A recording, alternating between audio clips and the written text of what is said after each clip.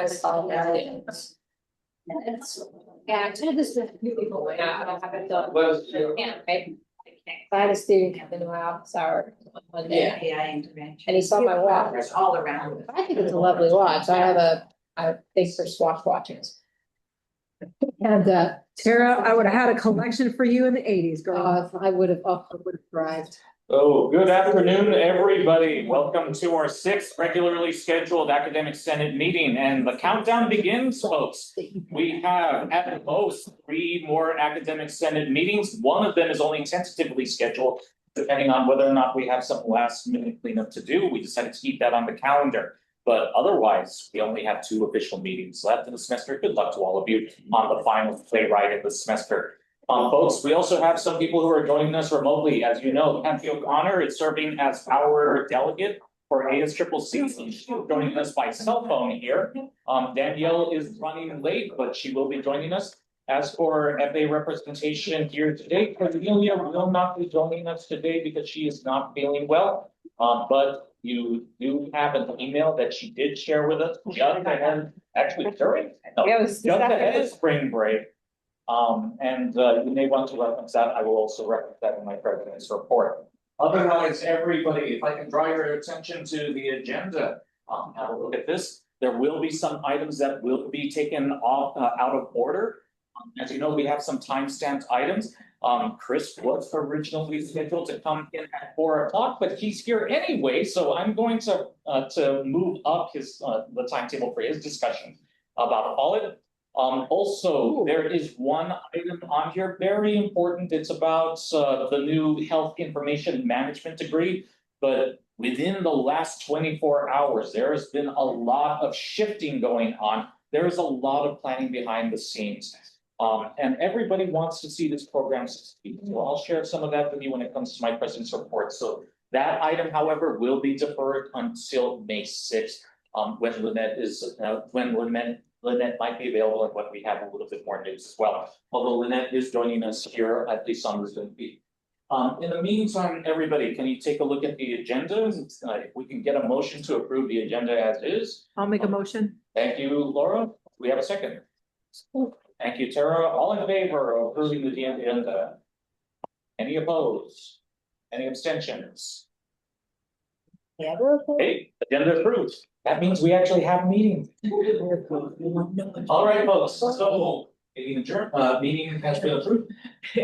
And at this time, we will take public comments. I'm going to be pivoting between the room and who's on Zoom. So is there any public comments in the room? Is there any public comments on Zoom?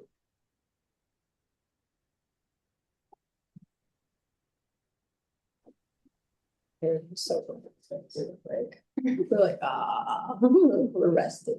Going once, going twice.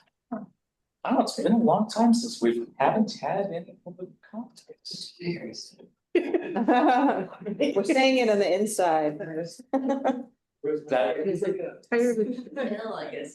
That I think that just means everybody, this is the post-spring break here. All right. All right, folks, so no public comments at this time. All right, then, just to let you know that there's a little bit of tweaking that needs to be done with regard to the 325 minutes. So we do not have that posted. I will post them retroactive to this meeting. So apologies for that, everybody. So let's move on to communications, starting with me. So here we go, folks. My Academic Senate President's report. Following the 325 meeting, as you know, we had a very involved conversation with regard to a possible transition from Google Workspace to Microsoft 365. We met with Israel and hopefully we got a chance to be able to take a look at the slew of comments that faculty leadership have offered. And we got verbal confirmation here and also an all employees email to follow that offers some confirmation that we are in the so-called discovery phase. That means that this is about information gathering.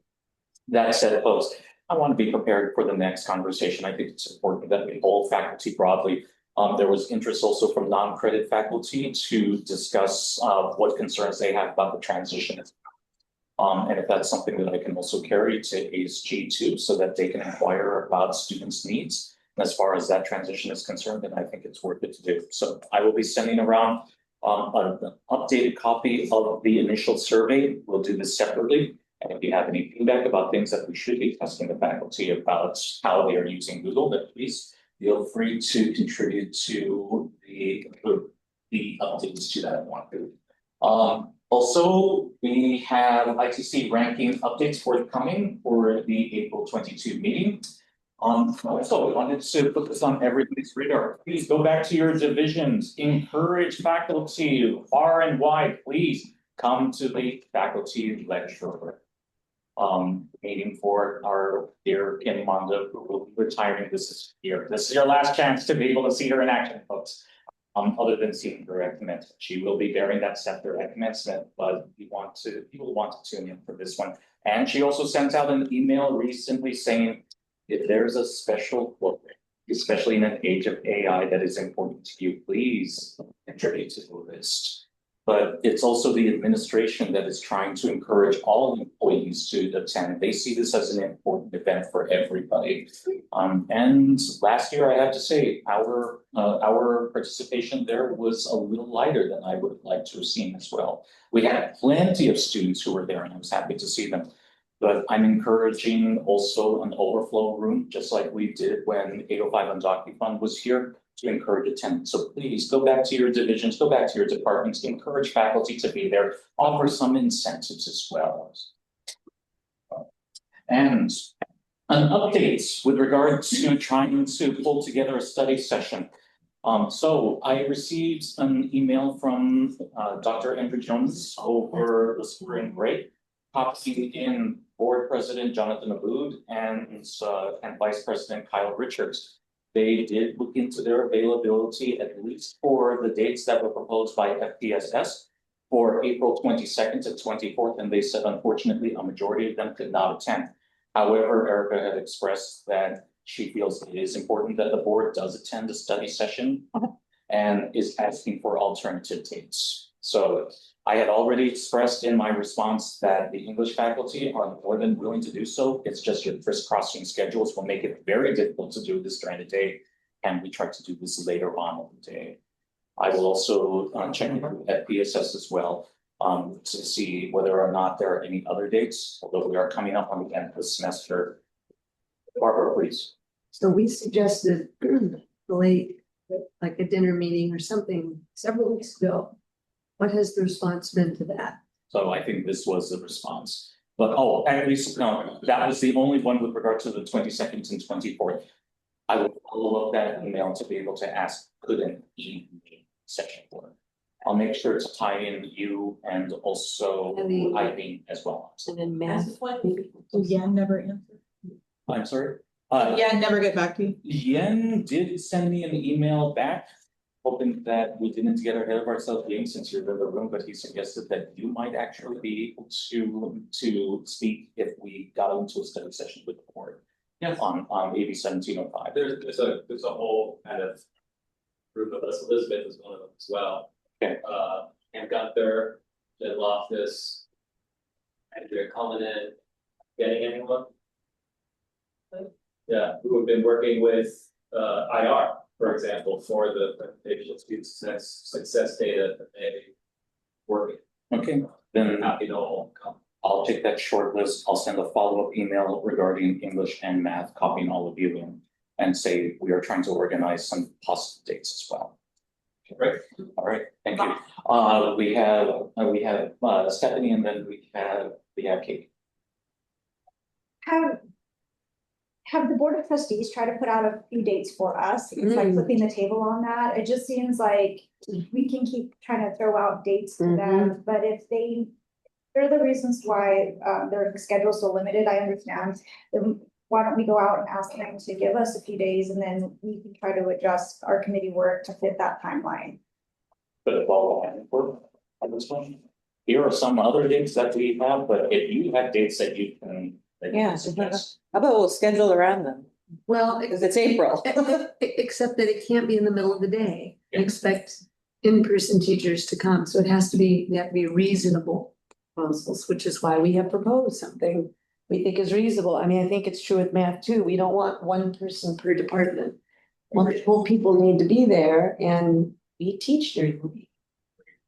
And that's why I also included that in my last statement to the board as well, that said, please get together with us in the evening, if even for a working dinner. Sure. My question was just like a clarification, because I had seen the emails regarding English and math for the board or trustee meeting, and I wondered if it was a all Senate or specifically those disciplines that were involved in that board of trustees space.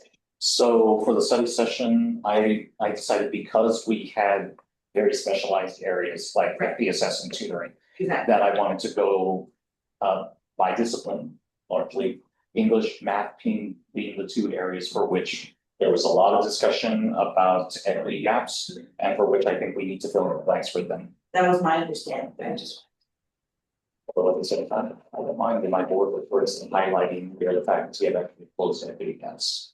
So I have two board addresses as well to be able to include this. Let's make sure to send us. Josh, just a recommendation that maybe it be either before or after one of the next board meetings, since we know that that is a day and a time that they would be available, and if they could maybe become available earlier or stay later. Staying later is not a good idea. Okay, then earlier. Yeah. I'm just trying to help it. I mean, Although it sounds like they're the ones that are I teach till 5. requesting it I teach till and we're 5. offering availability, but they're the ones that aren't willing to That's right. meet So if you're gonna be here, board members, on this day April 23, then can you come in even for an hour before. to see if that can work? I can make that. For those of us who teach till 5. So I think not, a board meeting day is not a good day. I just don't think it's a good day. Maybe they could skip the code session. There's a thought. That's where all the stuff happens.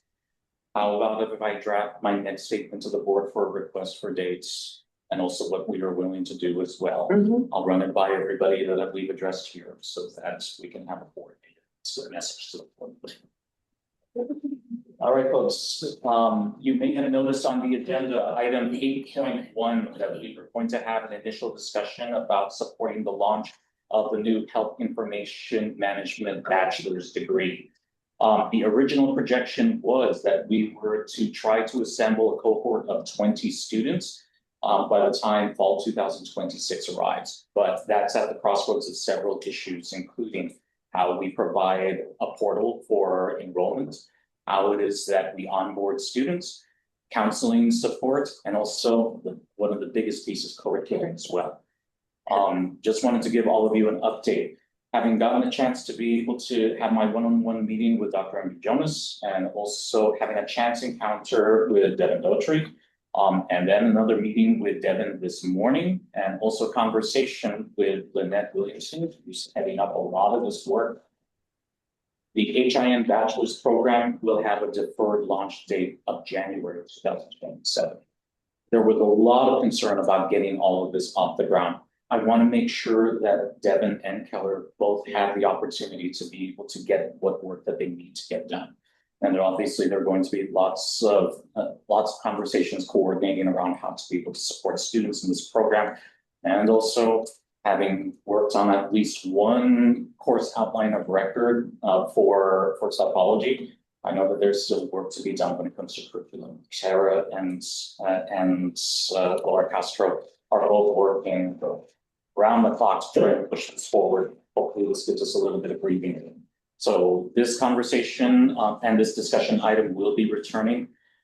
It will be on May 6th because April 22 is not exactly ideal for Lynette, but May 6th is probably the next opportunity to discuss this. But I wanted to make sure that everybody who is in on this conversation about launching this program also has their due and has the opportunity to try it. So, Legal, please. Does that make January the soft launch or the launch date and possibly a soft launch in the fall? gonna say for spring 2027. Oh, the spring 2020, well, it'll be, spring term will start. January. Yeah, the word that the soft launch were to be previously held fall of 26. Is that then the soft launch in January? It's funny. Now, soft launch is an interesting phrase to try to use because a lot of this says, okay, let's take our existing HIT students and let's move them forward if this is a trajectory that they want. However, also there's a complication there because technically we're supposed to be open to everybody. So that's also the complication that comes with onboarding. Now, we do have special programs that often say, let's reserve seats for students. But that's on the understanding by Ed Code that you have to have an alternative section into which anybody can enroll. That also hinges on having the requisite faculty to be able to teach all of those extra sections. So there are a lot of unknowns that we are facing at the moment. That's why I think a little bit of a reprieve is actually a good thing. Yes. Beth and then Sabrina. Is the recruitment for this cohort expected to come out of our student body? That was the ideal situation, and I do mean that lightly. Yeah, I'm just like wondering because about the that's prereqs. a lot of work. Yeah. And then there's also, you know, like places like radiography where they're trying to say, when it comes to the onboarding of students do come to us with varying levels of preparation, but that serves as a bottleneck to enrollment. That's why radiography wanted something a little bit more adaptive that said, let's make the curriculum open with more entry points so that you could have multiple cohorts actually sitting side by side. But whether or not we have the demand for an HIM program to begin with, that's where there's a lot of like to say, what is the interest level versus what's out there? That I don't know because it is a completely online program. Who knows where we can draw? But that's also where we're saying that can be hopeful too. Did the radiography give some feedback on that On how that's format? working. Yeah. That Okay. was a conversation that I had with Israel Fonseca over high iced tea. So it is still in the works. All right, folks, and then lastly, we were going to make a public I comment. was like, can I tag on? Yes, so you may have watched FA President Cornelia Alsheimer's address to the faculty. That was sent to you on March 26th. In case you missed it, she not only had her written reply, but she also had her video. A lot of it dovetailed the last board meeting where there was a lot of discussion around a cost of living adjustment, over concerns about the range elevation in the superintendent president's salary, and also concerns about the potential firing of several staffers. Now, the only reason why that did not move forward was because they did not have a majority vote. They had a 3-3 split, so there was no action to be taken. But that's also something that will be revisited in May, which is why she wants to make sure that you have faculty and staff in solidarity to express their concerns. So she's encouraging faculty to please attend the April 23 meeting. Do you have something that you want to add? Yeah, I think the broader conversation is they're supposed to balance the budget. And really, there's been no clear or open discussion about what that's gonna look like. It looks like the plan had been to like lay off a bunch of IT people. And faculty and staff are concerned about what actually is the plan and what is this gonna look like. And if you look at the 2 new positions that they announced, the like bond management position and the controller and the payroll technician, those salaries together are about $500,000. So again, like we're hiring expensive, high-level people and a lot of consultants, and yet like, are we just gonna lay off all the staff? Like what is the plan? And particularly from the FA standpoint, given the large raise that the president was given, we did ask for a cost of living adjustment, and the board's response was nothing for last year, nothing for this year, and nothing for the next 2 years. And so the cost of living is increasing significantly, and this is a real problem for faculty and for staff who are trying to make ends meet. And I think the other thing, if you watch the Board of Trustees meeting, is really the disrespect with which the board treats faculty and staff, that's really quite alarming. And really, like, being willing to lay off 4 IT people, not even caring that these are people with jobs and without clear assessment about, first they claimed it was lack of work and then they claimed it was for the budget, and it can't be. You either have work or you don't. It's either the budget or it's not. And so there's a lot of concern about what the actual plan is, what this is going to look like, and what is it going to mean for the people who actually do the work of the college, which is the faculty and staff. And so it'd be really wonderful for people to come. The board comments are limited to 3 minutes. So if we can coordinate so that we can get messages that people want to emphasize to the board, that would be really fabulous. And I do think it's powerful for people to be in person if you can, and not just on Zoom. And you don't have to stay for the full board meeting, like maybe stay through Josh and Cornelia's report, Erica's report, and then we can leave. But I think a show of representation to the board and the public to see that we're there and we care and we're concerned about what's going on. Also, everyone, you're on the ground floor, and that cannot be underestimated, the conversations that you have with your fellow staff and faculty. To give you some perspective here, there was an oracle that was presented that took a look at how many members we had IT alone, and it stated 40. The head count was incorrect. And it was in that moment when there were deliberations that going on in the board where we gathered together, pulled out our phones and said, look, that number is incorrect. There are vacancies here. Maybe it's 2 up, maybe it's 2 down. But when you are saying these are 4 to 5 layoffs, that is a very big proportion that you're handling people's livelihoods with. You have to press them to verify the head counts. Yeah. And that was a point that we made during break. And I think that was a critical piece as well. But that was because faculty and staff were there to be able to say, this is our collective knowledge about what's going on. And so it was enough to be able to say, at least put a pause on this. So are you able to ask questions in advance so that they can get answered when you're there at the meeting? Oftentimes they bring up points, and like that, for example, where you question what they're saying to be true or to be accurate. I watched the meeting and they had talked about the number of help desk tickets that were submitted. And I know that recently with Israel coming on, they changed the whole help desk ticket process, whereas all of the old help desk tickets weren't automatically rolled over to the new one. The onus was put on people who requested them to make sure that they opened up a new help desk ticket. So when they were pulling help desk ticket numbers, was that from the new help desk ticket or was that from the old one? Because a lot of people didn't just roll them over. Like they've had stuff that were on there for months, possibly even years, and was like, what's the point? Like it's never been resolved. Why am I going to go ahead and open up a brand new one? So that would be one question that I had, is whether or not, where were they pulling up these numbers from the help desk tickets? And oftentimes people will just kind of circumvent the help desk because they know things don't get answered. And if they have someone in IT that they can depend on, that's competent, that they know will actually help them, they'll just directly call that person rather than putting in a help desk.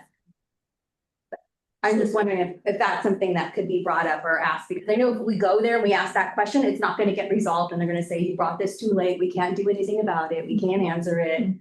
So here are a couple of things. One, you can make public comment when public comments is called for. You do have to go up there, you have to handle a request formally. But you can also defer to any discussion item in particular to be able to offer public comments or questions in that moment while the discussion is actually going on. But you can't request for questions to be answered prior to.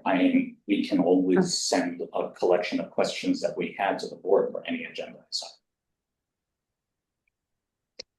All right, folks. Okay, this is gonna make a very quick comment because I mentioned this You can do it, you just can't make jump it. today because the staff in my department let me know that a survey has gone around, and I honestly don't know from whom, but a survey has gone around to classified staff asking them, do they want to work only a 4-day week? Do they wanna work only 10 months? Do they want to start to pay a larger percentage of healthcare benefits in other words, all of these questions about what pay cuts they're willing to make. So that survey has just gone around. And I was thinking about it, I don't know again how that survey has come about or what the thinking is behind it.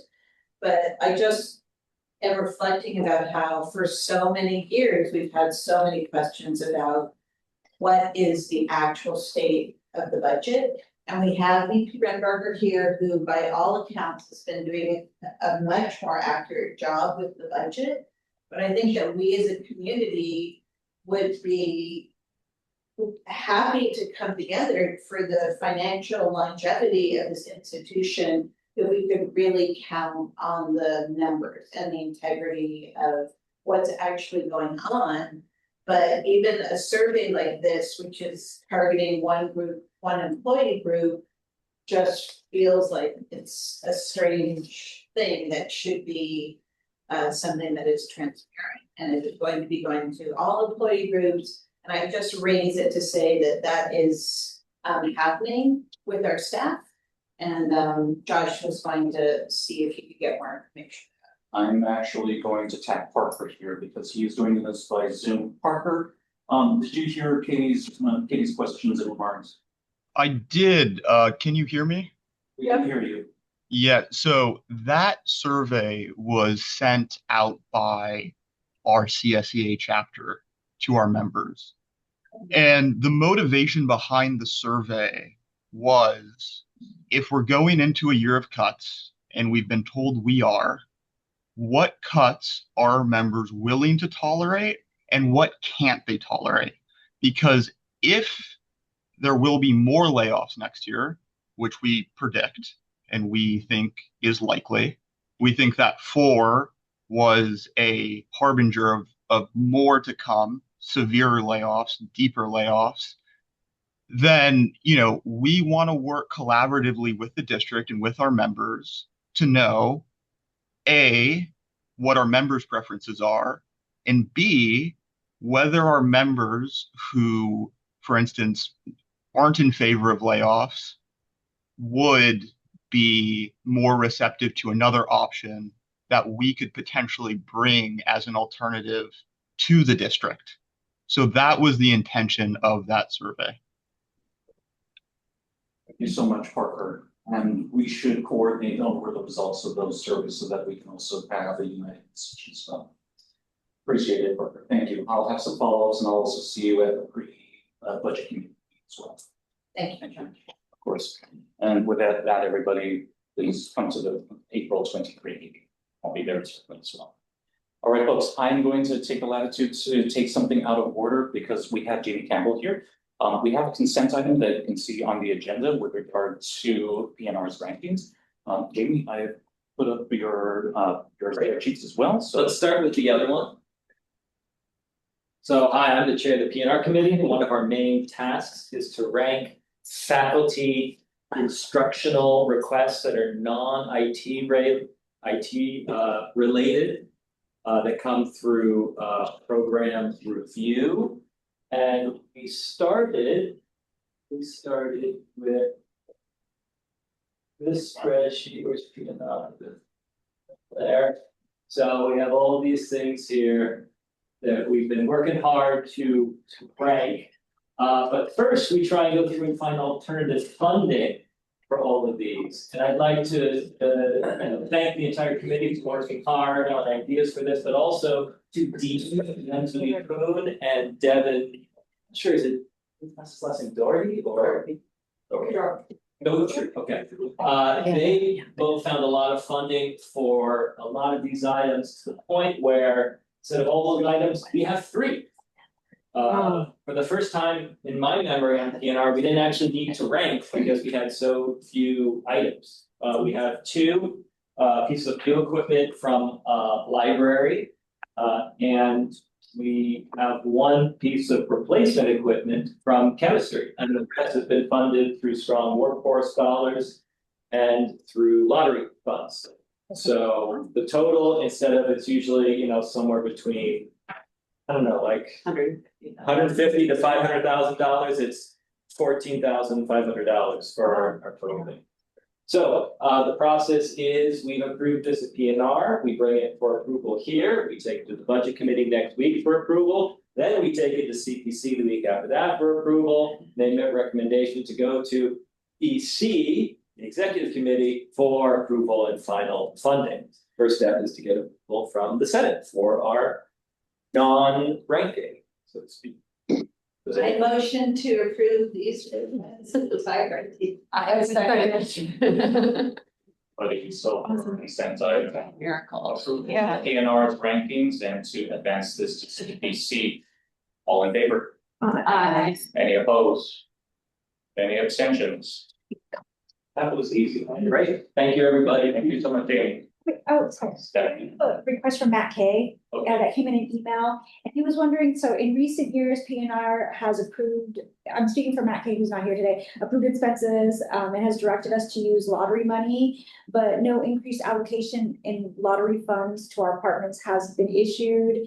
We were wondering if there's some way to increase the lottery fund allocations to departments who are directed, when are directed by PNR for such mid to large purchases. I hope this makes sense, is what Matt Kay has said. Does that question make sense?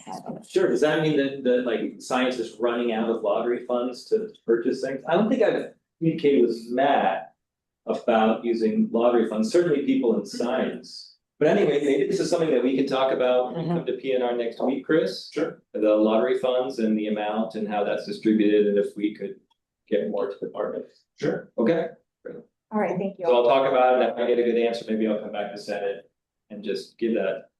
Public comment, or I'll follow up with Matt directly. Always welcome to come and give us The money. discussion is like, can this be funded through lottery funds? Because certain things can and certain things can't.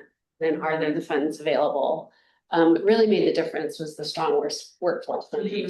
Devin had $1 million to spend. And so Wow. we were able to get a lot of stuff covered through strong workforce funding. So that's really what made that significant difference. Any other follow-up questions before we part ways with Jamie for me time? If you don't mind, I see where, the idea for you said 14.5 and, on the research request was not the master list. I see that you had, or I saw up there that it were 3 rows. I showed 2 online for some reason. And so there's tabs, there's the new equipment tab, Oh, come on. and then there's the replacement equipment. So you can split it and we rank the new equipment and the replacement equipment separate. Very much. Does that answer your question? Great, excellent. Good to see everybody. Have a good day. Thank you. Well done, everybody. All right, folks, I'm going to circle back to communications, just to let you know, our acting vice president of academic affairs, Keller McNaught, is away at a CIO conference and will not be joining us here. I do see Paloma on Zoom. Checking in with you, Vice President Arnold. Do you have any updates for the Senate? Hi, Josh. I just have a couple of quick updates. Can you all hear me okay? Great. Okay. Great. I know that this is something that Dr. Johnson mentioned at the department chair meeting, but I want to put this out there for as many faculty to hear as well, obviously because of the PE building construction, the way that the commencement ceremony process will work is going to be pretty different.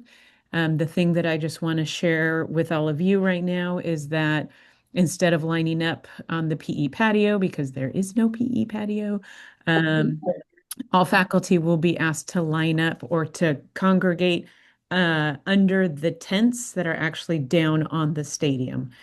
Because of that, we're really trying to make sure that everybody gets there before 4:30. So just putting that out there. More information will come. We'll continue to provide updated information, but just want to start getting that message out early. Also wanted to share that yesterday summer priority registration began. So that's exciting for all of our Tier 1 populations. We are, as I have mentioned before, actively working to onboard all of our local high school students who plan to attend SBCC in the fall. We had 450 high school seniors attend 2 orientations in March. They were from all of Santa Barbara Unified, Carp, San Ynez, and Bishop high schools. They completed new student orientation. They had campus tours, games. There was a resource fair, and then we also treated all of them to lunch. So that was a very successful day. And then on that same note, the next step after orientation for students is class planning. So academic counseling is beginning class planning sessions for students who plan to start SBCC in summer 2026. And then class planning sessions for students who plan to start SBCC in fall will be available for students beginning on May 11th. So those are just my quick updates from Student Services. And I hope everybody got to attend the Pride Festival. It was really, really awesome. Selena and the whole Pride Center did a really good job organizing that, and I hope everybody got a chance to enjoy it. That's it. Thank you so much, Paloma. Does anybody have any follow-up questions for Vice President Arnold? Elizabeth, please. Hi, and what happened to the rally that we did? Was it last year or the year before? And why, I thought that was such a great success. Why aren't we continuing, or are we and I just missed it? No, you're right, we're not. And that was actually the feedback that we received from Santa Barbara Unified. That it was a lot, well, from our perspective and from their perspective, that it was a lot of administrative work to make sure that when the students came to SBCC, they had completed all the previous steps to enrollment and were actually cleared to register. But mainly the most important feedback that we got is Santa Barbara Unified said, we want to come to SBCC for the fun stuff, for the orientation, for the campus tours, to learn about all of the programs. And then we would prefer that SBCC comes to our high school campuses to help students register. So that's a transition that we made last year. It was equally as successful in terms of helping students register, different pros and cons in terms of kind of the administrative legwork that goes into that. But it's what the high schools preferred. Bring the students to SBCC and show off SBCC, and then come to us and help us register. So no, we have like a intensive week where our enrollment services, admission and records teams go out to the high schools, and they're on campus every day when registration opens to actually help students register for classes. Thank you. And Counseling, sorry. Leo. And if you don't mind, I heard that of dates you referenced there, May 11th, and what were another date that you mentioned? Sorry, say that again. Are of dates of May 11th? And were there another date that you mentioned for the? So for class planning sessions for students who will begin SBCC in fall, they can start scheduling those on May 11th. And the class planning sessions actually begin May 26th. I don't know if I clarified that. Yes, you did. Thank you. Any other questions for Vice President North? Thank you so much, Paloma, once again. All right, everybody, turning our attention back to the agenda. Those are our VP reports. And just checking in with our Senate subcommittee liaisons. Do we have any liaison reports for today?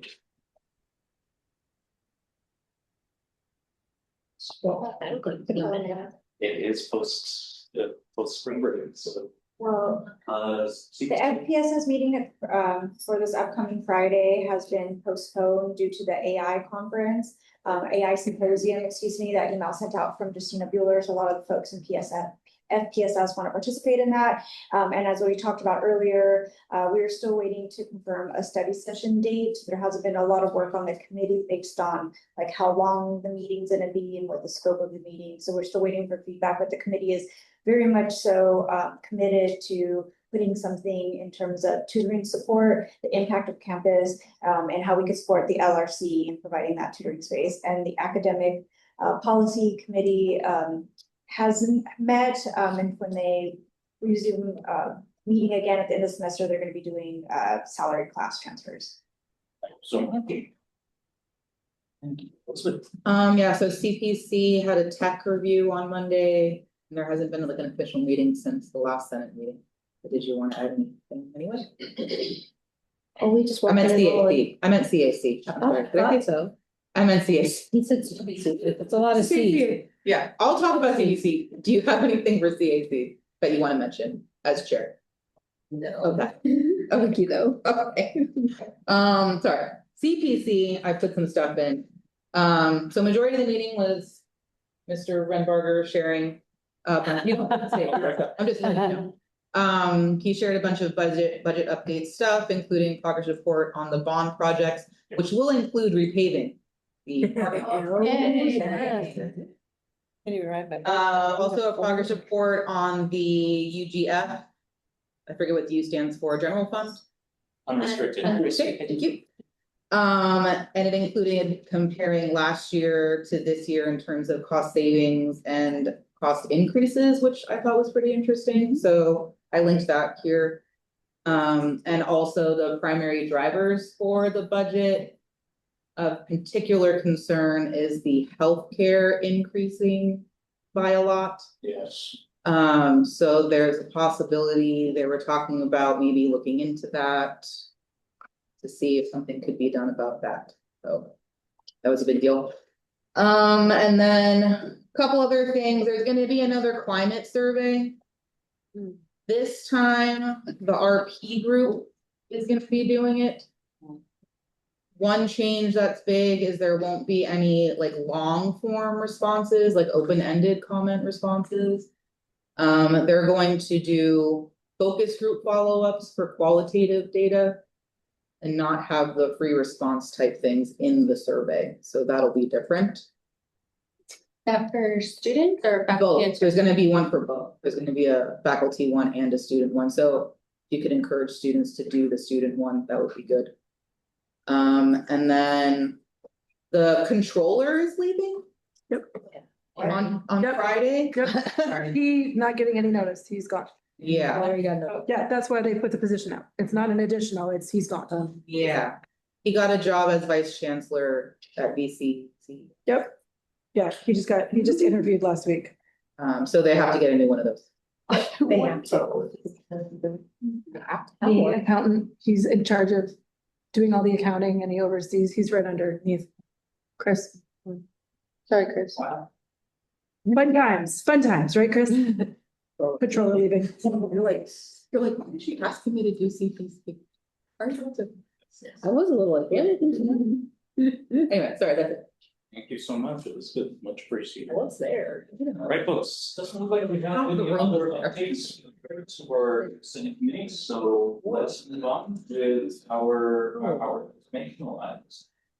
As you know, Kathy O'Connor is away today, she is joining us by cell phone here. She is visiting with the ASCCC Spring Plenary. There are a number of resolutions for which you have been linked here. And I managed to put together a little bit of a digest. I did not proofread it, unfortunately, but I'm hoping it was readable enough.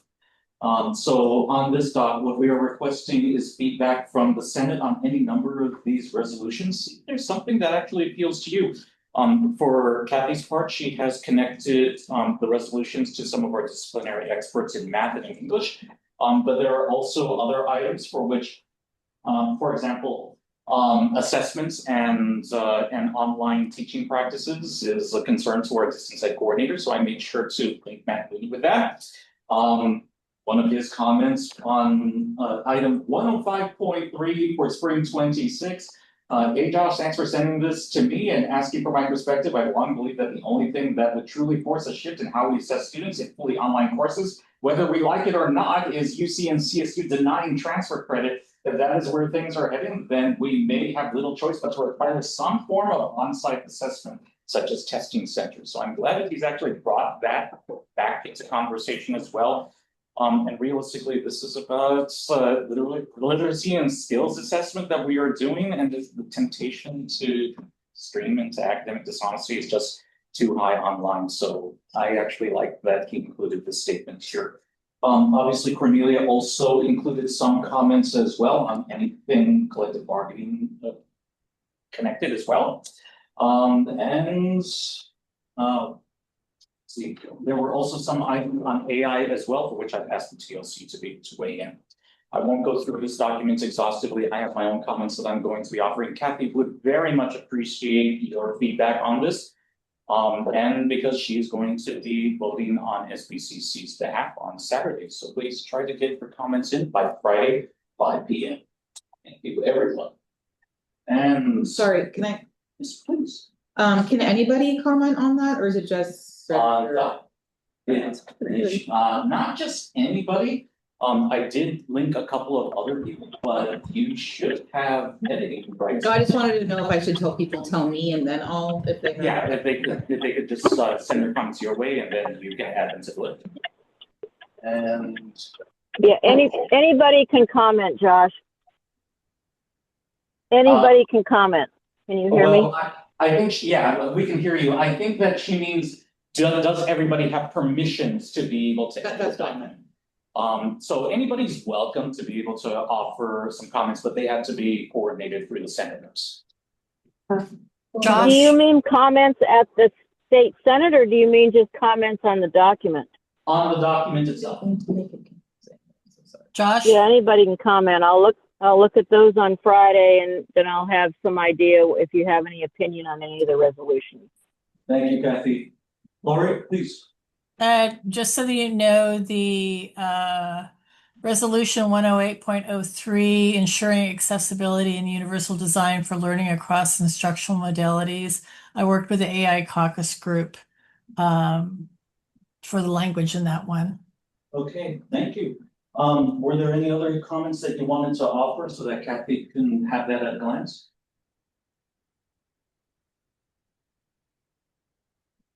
Oh, she actually worked on the language anyway, so I guess it's built into the resolution. But I figured if there were any talking points that Kathy wanted to bring, that maybe she might include that on the doc.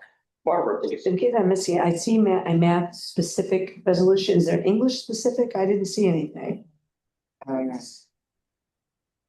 There was nothing for English. Okay. It was math and it was mental health counseling were the two that are left. Okay. Yeah, that's why Lacey Peters was looped in on this document as well. Okay. I have a concern. Yes, ma'am. Because I teach both in person and online, and it seems like in adding up the hours, the chancellor's office or whatever powers are in play right now have the online students in activity courses doing more hours than those in person. And that does not seem fair. So I put that in the document to question that. I mean, the way that I've said for years, the way that we teach online compared to what we do in face-to-face is very much lopsided. Yes. Yeah. We have even when it comes to evaluations, realistically, we hold online courses to such high standards. And also that rubric for course design goes well beyond what any of us do in face-to-face. That's also where I said, has all of that compliance with course design actually ended up micromanaging students to a point where what you do online requires way more than what we typically expect in face-to-face. But then there's the argument, the trade-off is, well, they're not coming to campus. But even then, it's like the few hours that they do when they commute to campus and sit in seats versus what they do online, I just don't see them in balance. And maybe that's a question for professional development too. Also trying to curb what our realistic expectations are about what online really should be delivering, but that's a larger conversation. Or it's my dirty secret and we just keep doing what we do. Not wrong. Great. All right, folks. So our next informational item, once again, returning for your feedback, everyone. The Compendium of Institutional Planning and Governance has gone through its first read. There was a lot of feedback that was also all pretty particular by Jamie Campbell and Cornelia Alzheimer. Just to summarize that at a glance on screen for you, this is what we put together so that you can see page by page. Session. This is all the feedback that was either resolved or incorporated directly into the draft to which you are linked on the agenda. So that was there primarily to say, hey, a lot of work has already been done. You can either double check our work to see if we have well resolved those, or to say, those are things that you can set aside and focus on other areas of the compendium. The compendium itself is a reformatting of the old resource guide to governance and decision making. We have updated the feedback form as well, and we are asking for constituent feedback through April 23. And so that it can go to CPC afterwards with our feedback incorporated. Now, the spreadsheet that I provided you as well is lengthy in itself. That also reflects the fact that the compendium is very lengthy and it's very. So please, if you do have the time, take a look at it once more. But also know quad chairs, me, Ryan Alexander, Julie Sampson, and Nicole Alton have been pouring over this very heavily. Right now, what we're looking for is if we missed anything, or if we somehow misstated in the guide, any of the comments that were offered to us and that we have somehow not incorporated that well into the guide. So please have a look at that. All right, folks, so we've gone through our informational items, we've gone through our consent items. Once again, item 8.1 to be continued with regard to the Health Information Management Bachelor's Degree Program. A lot of pieces moving to support that, but at least we have a little reprieve until January 2027. All right, and Chris, as it turns out, we have 8 minutes advanced your discussion time. So excellent. We have, I thought it was going to be sooner, but a little dance party for 8 minutes. So everybody, if I may turn your attention to our Vice President of Services, Chris Renbarger. He is here to talk about all. Good afternoon. Good afternoon. I know everyone loves fall. So, you know, I thought we would just let them take over more here. Just. So we had good conversations. I've had a lot of conversations with faculty, with deans, with student services that are in support areas, with accounting. All of those areas have expressed challenges and lack of satisfaction with FALA. So I have notified FALA officially that we're ending their contract. It will end at the end of July. It will provide service through summer, but not in fall. So I'm interested in exploring the two next steps. First will be that I'm working with Paul, who's the Director of Auxiliary Services, to get a 1-year contract with a vendor to provide services for the next academic year. And then we'll be going out for a full regular RFP process for textbook services, means request for proposal services for starting 27-28. So that process is a process that allows for us to create a small group. We put constituency feedback on that group. They can interview all the companies that provide proposals, asking questions. That way, all of the options are on the table. So just want to let you know that process is started. The second thing is that I have an interest. I worked in the bookstore industry for more than a decade. Since Amazon came on the scene, it is a dying industry. It's just fact. So there are different models than the one we have now. So we continued with a model where we said, hey, let's get textbooks in the store, but we don't want it to run it ourselves because we lose money on this, right? So we contract out with Fault. Another model is to contract out and have it completely virtual, where they'll put together a book list and then students can order and it either ships from some warehouse somewhere, right, either to the student's home or to the bookstore as a pick. I'm also asking Paul to explore the possibility of Amazon launchers. That may or may not happen. One of the requirements that I understand from Amazon is that we're open all the time. Sometimes because of breaks and semester we're not open, so that may not be a possibility. But we're going to explore that as well. I have last week I had a conversation with folks in student services that provide book vouchers to students to say, tell me about all your concerns about the possibility of moving to a virtual textbook store. We had those conversations. The big one, their big concern was immediacy of access for those students to the books. I wanted to come here and get any feedback from the Senate about any positive or negative concerns you might have about new to that model for the textbook only part, the campus store, but for the textbooks. Laura, please. Well, one, I want to again commend you and thank you for listening to us for so long and hearing our very loud cry against Follett. So I appreciate that a lot. Something that I'm running into, and this could be a very small problem in terms of it's just accounting and I think maybe business, but this could be in other departments as well. So I work very closely with my publishers.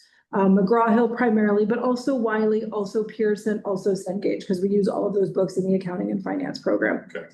Because of price and because accounting tends to be one of the more expensive group of books to buy, for a long time, I've constantly challenged them on saying, we need a textbook. We're a program that lives by textbook. Give me your best price. And I have really good, strong personal relationships. And so we get pretty amazing pricing. What we run into is for the vast majority of students, that's fine. They buy directly from the publisher. I was surveying they actually came back to me and said, how many in-person books do you really need? Like I teach a lot of face-to-face, probably the most in my department. So I started surveying my students and I'm coming up with about 20%, even in my face-to-face. Most students like e-textbooks, but there's about 20% that still like the old tangible. But what we really run into, and it's really affecting mostly the promise students, they can't buy the good price directly from the publisher because they've got these vouchers. Yep. So I would say the greatest, if you can come up with a solution to solve this, because you have to remember who's paying the promise, our foundation. So how do we get our foundation to use the promise certificates? And I don't know what format these come in. Like, I don't know the monetary transaction. But we're not talking a little bit of money. We're talking like somewhere upwards in the neighborhood of sometimes 40 to 75% more than what the publisher has negotiated to have to pay the quote unquote bookstore price. And we're stealing our own money from the promise grant. Does that make sense? Yeah. What I'm explaining? So I think that's the greatest issue when it comes to, I would say the vast majority of our students, they're good with buying from the publisher. They're okay with e-textbooks, but there is a group, and the Promise program is a pretty large group at our school that is forced to go through. And so if we can find a way where they can get that publisher low price discount, that I think would be like the biggest success in I think students are okay, like what you're explaining. I can say, I know my students well enough. I think they'd be completely fine with the book showing up at their home, or if they had to go over to the bookstore to pick them up. I don't think they have a problem with that at all. I think, yeah, it kind of is. And I would say 80% of my students are doing an e-textbook, so they physically don't even have anything to pick up. They're just living everything online. So, there might be some issues, like if a professor like prints all of their notes for the semester and they want a physical copy of that, but even that can be drop shipped. Like there's workarounds, that's easy. But I think this issue of the grant money and using the book grant through the promise and having to coordinate that, and I don't know what that all entails. I just know that's a very big stopgap for our students. And they go, well, why do I have to pay the 144? Why can't I pay the 74?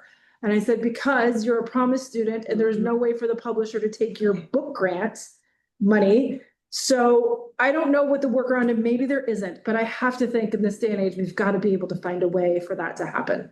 Yes. There is no money exchange. So the students just go to the bookstore and their name's on a list. Okay. And then the bookstore bills the foundation for all the funding. They don't actually give money to the promise students. Okay.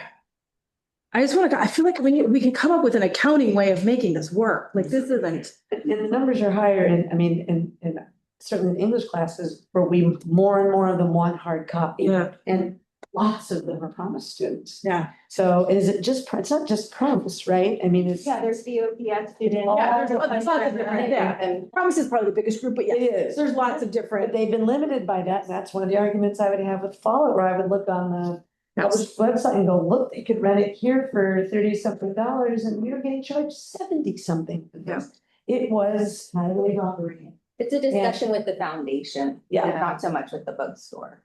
Well, Well, it followed. It It also It's goes something we back. can explore, but when we signed a contract with Wallet, and this is kind of a standard thing, when you bring an outside vendor to manage, is that they have an exclusivity clause in there. Right. Right, and so that's why the promise students have to go through Wallet. Gotcha. But that doesn't mean we can't Right. solve that issue moving forward with different. Right. Cool, that's good to know. That's great. So, in ESL, we have recently had money to buy books, and I think the year before this, students went to the bookstore, you know, to give their name and get their books under the grant, but it was an absolute mess. So the next year, I just started buying them out there because the grants were through the foundation. So I just went and bought them and brought them over to our area, and which was easier. But we are going to have that issue as well. Yes, financial aid wants to track all that grant money and who it goes to, right? So they want us to go back to having students individually order their books and get their books. So it's another group that we'd love it to be smooth and, you know, not difficult for them to get their books. Yeah, they're financially required to track that. They have to report how much aid a student is receiving, that's considered aid. And also they want to actively reflect the total calculation of total cost of attendance. They want to be able to reflect that in the total cost of attendance. I think for the promise, because it's coming from the bookstore, they know what books they only will get for the student books for the classes that they've been registered for, and they don't then have to validate it after that. So when it goes through the bookstore knows the classes the students registered for, and they just give them those books, as opposed to having them buy them externally, turn in receipts. Maybe they bought books for classes they don't need. Sure. I don't think a good solution is to ask them to buy them. Oh, good Lord. If you have financially challenged students. Right. That you're actually placing a barrier. So they would. Is it just Macmillan rental, $34.99, wallet, $73.8. Yes. And then they didn't tell me about it until the last minute. I'm so glad to see them go. And you can put my name next to that comment. Barbara Bell is very happy to see them go. The Senate has hated Follett from the first time we saw the contract, so. It felt like they would never go away too. It was like we found a way to get rid of them, but then they were back. Yes. If you don't mind, understandable, yeah, for sure, where the costing directly from the manufacturer and publisher has been much less, comparably to the bookstore. Do we have students whose grant, whether it be OG, EOPS, grant that we won't be utilizing anymore, but do we have, is it that students are saying that they had previously ran out of funds for their coursework that term? Was it that there was an area where they needed extra money for books? Not that I'm aware of in any way, because I think the way the promise works, if anybody who knows, correct me. Let's just say, I'm just gonna throw some obnoxious number. Let's say you have a student who's gotten approval to register for 26 credits. If that class has 26 books that they have to buy for all of their classes, Promise pays no matter what the bill is. That's the idea behind Promise. Now, EOPS or Emoja might be different, but it doesn't matter what they're registered. I do know one caveat, and also maybe Chris, you can correct me if I'm wrong. When we pick our books, if we want the student to have it, like if we say yes, we have to say that it's a required book. If we say it's optional, that does not get included, because then they don't have to buy it. So that's one of the things on us as faculty is if we really want them to have it, we have to indicate that it's a required book. But I've never heard of any student saying, well, I ran out of money, I couldn't get my text. That's not. If they're on any of these programs, they get what they need based on what they're registered for. It's a voucher. Yeah, right. Roosevelt, please. One thing when you're looking at the different proposals if you can make sure that you ask them that they can guarantee the books come in prior to semester, because I remember when Follett took over and we had an English instructor sitting here at week 6 who still did not have textbooks available. You all remember that? Oh, yeah. It's happened for us. Not to the students who don't read it. Or mid-semester, they send back all the extra copies, the students can't get them. Right. And that's how our students buy books, they often buy them one at a time. Yeah. And that has been an absolute. Right. Well, and like these books don't, maybe the assignment doesn't come until week 8, so they're not gonna buy it until week 8. Right. And so now if all it's like, well, it's been sitting here for 8 weeks, well, yeah, because they haven't needed it for 8 weeks. Right. It's an issue. Yeah, there's college students. Oh, yeah.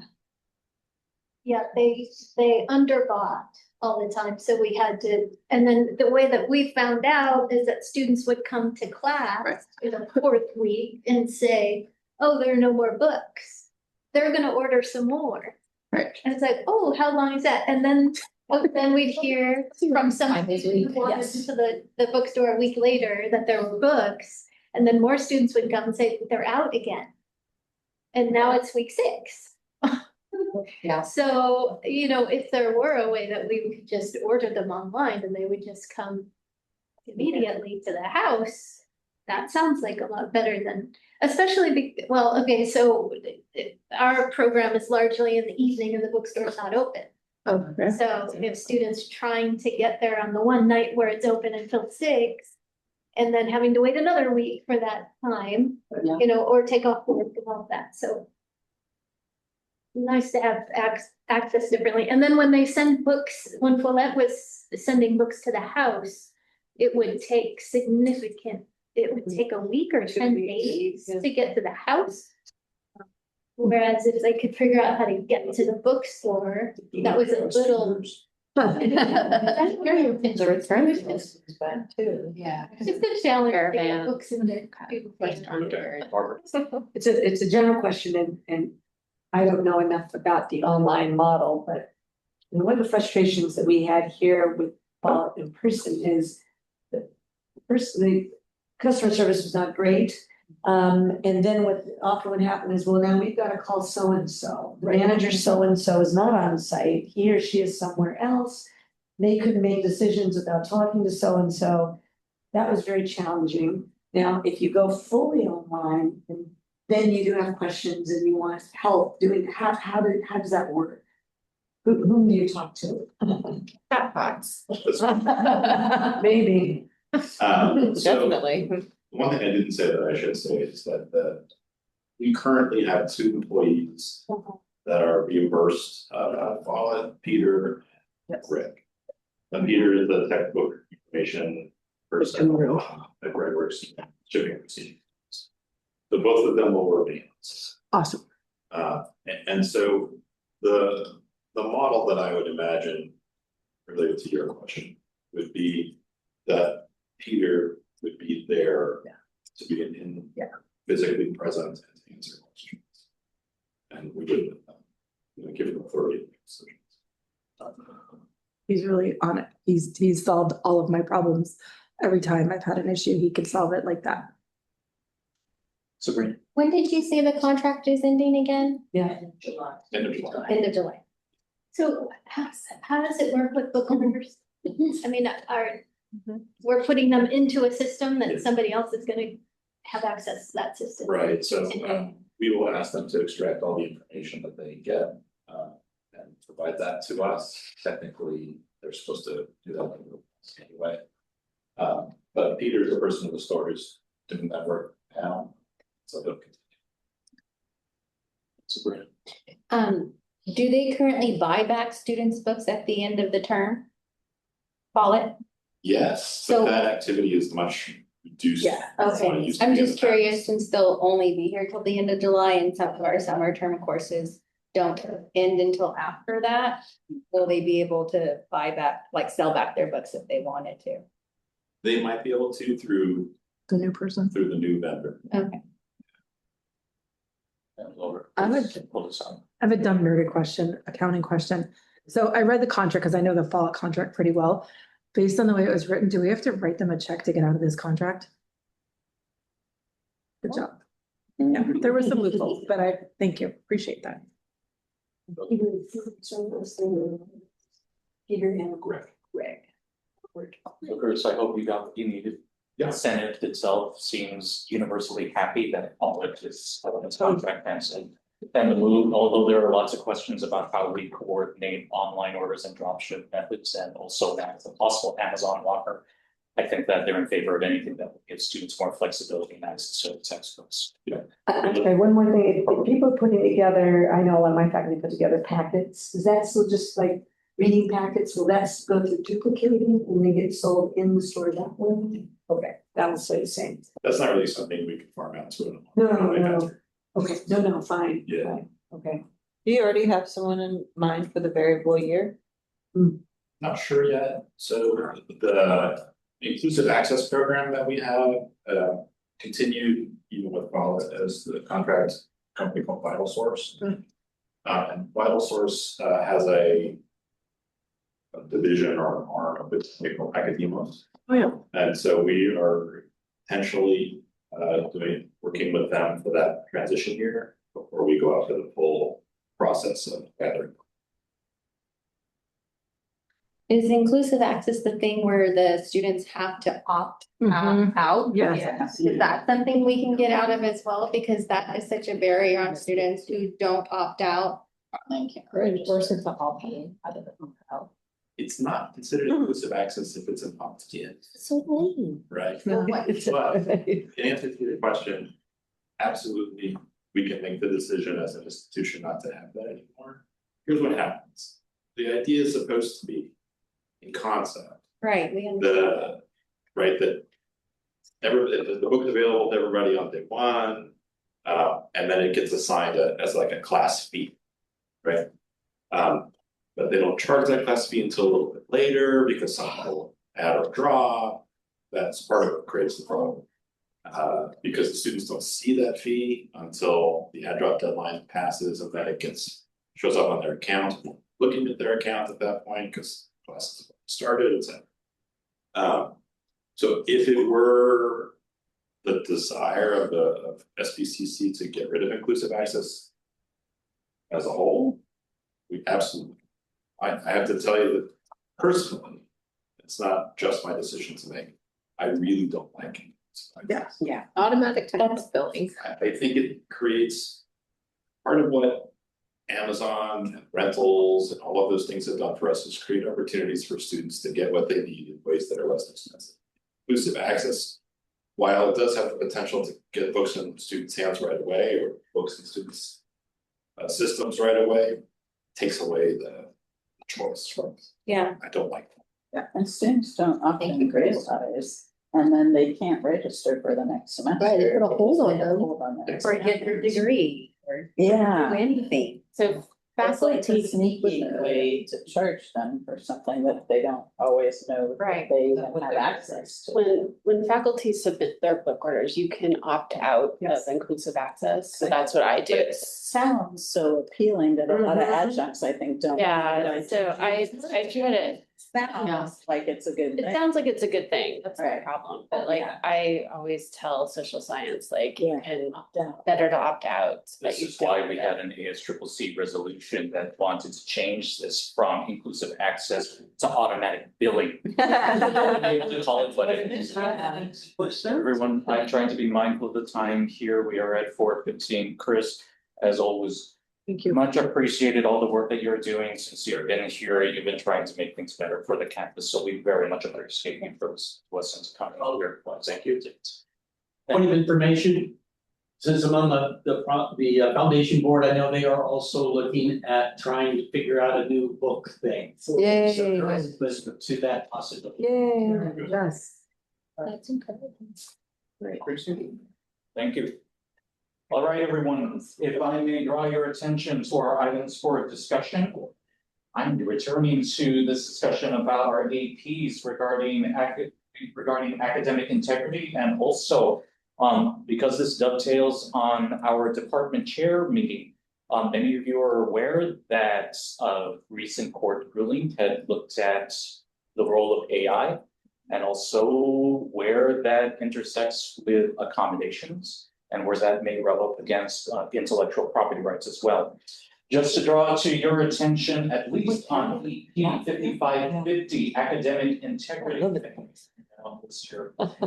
regard to academic integrity, we've gotten a chance to be able to take a look at updates from the AP committee, but also Barbara, on behalf of English, has also brought us a slew of updates as well. Probably one of the ones for which I can say this one, it should have been on my radar, but we didn't include it. Thank goodness for English for actually including agentic AI in the discussion as well. So what you are seeing on draft 3 is the cleaned up draft that reconciles work from the AP committee, some language that I did on a trial basis myself when I first started looking at this, but also reconciling this with all of English's comments that's all been incorporated in.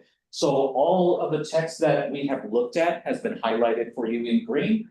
And also I will be looping in Chris Johnson and Paloma Arnold as well, because not only has there been a change in nomenclature here with regard to academic sanctions, we needed to correct this to reflect Associate Dean of Student Affairs. And there may yet be other items that they might want to include as well. I want to make sure that all the chapter leads are included. That includes me, that includes Chris Johnson. Folks, I'm hearing Kathy O'Connor in my ear saying, are we going to have AI policies updated here? Please take a look at AP 5550 once more. I would like to bring this back for possible action on April 22 to be able to make sure that we have these updates. I think the updates are very reasonable. Lots of them are definitional to include AI with regard to plagiarism. Does anybody have any other observations or things that you need to add that you think we should add in? I want to make sure I'm looking at the right place because we have a department meeting this week, so I will bring it.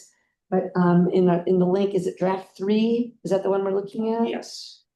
Okay. And just let me know if you have any access issues. And you said that what was highlighted, the language that's been changed is? Everything in green. Is in green. Yeah, that incorporates AP committee's work and also English's work. Thank you. Not a problem. And again, I decided to go through this just to make sure that I incorporated the comments where the pertinent language should be. I think it's a pretty clean draft here, folks.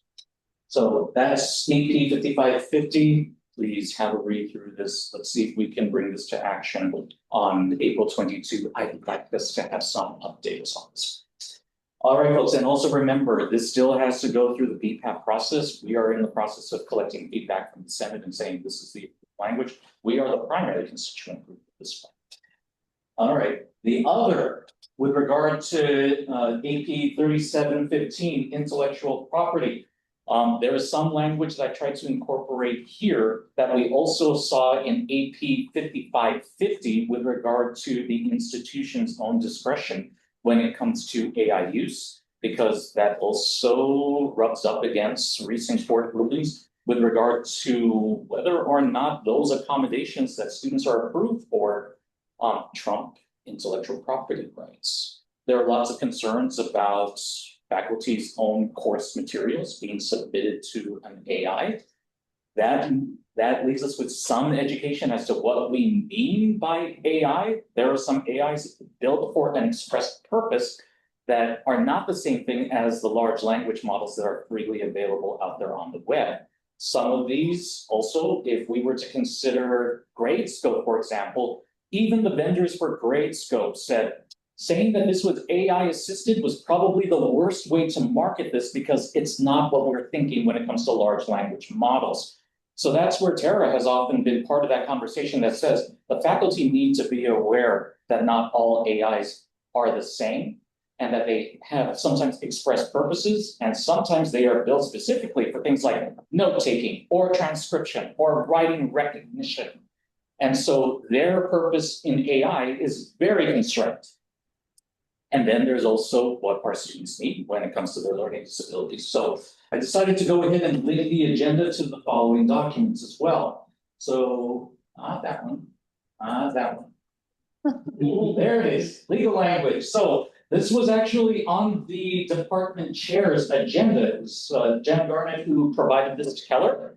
And also presented this at the last all chairs meeting. The language, the questions asked Questions 1 and 2, do the requirements of ABA trump instructors' intellectual property concerns with AI assisted note taking? Does it trump the AI? Why did they use trump? Does it trump the AI use policy that appears in instructor syllabus? And the answer is the court ruling, yes, where a student is approved for note taking or recording as an accommodation, even where the accommodation involves AI note taking and transcription services or applications, the accommodation is viewed as a reasonable accommodation that overrides an instructor's policy and IP concerns. Intellectual property concerns are also kind of a fuzzy thing when it comes to academia as well. If you are an academic employee, granted, a lot of this revolves around research at an R1 institute where you can say, well, you use our laboratories. Technically, that information belongs to the institution itself. But we have language in our own APs that say for instructor rights and for your course materials, if it was minimally constructed with institutional equipment or subscriptions, it still belongs to you. So that's why we are having this conversation. But here it's saying that those disability accommodations override your intellectual property rights. That's also where we have to dig into what are those AIs actually built for. And some of these do not operate like the free large language models where who knows where our information goes to. These are actually services that have terms of service that say we will destroy the records of anything that you submit to us. So it also overrides the instructor's general restrictions involving AI, but only narrowly. For example, the instructor can still prohibit AI note-taking and prohibit recording of class lectures generally in the classroom unless the note-taking and recording is part of the approved accommodation plan. The instructor can also continue to prohibit the use of AI on assignments and test taking, and the DSPS student who has a note-taking accommodation would have to comply with that restriction, assuming they did not also have a related approved test-taking accommodation. What you're looking at now on screen also is from El Camino College. I've highlighted this for our purposes here. For educational uses, this is the language that they've incorporated. Outside of required accommodations for students with disabilities, AI use within courses shall be under faculty purview.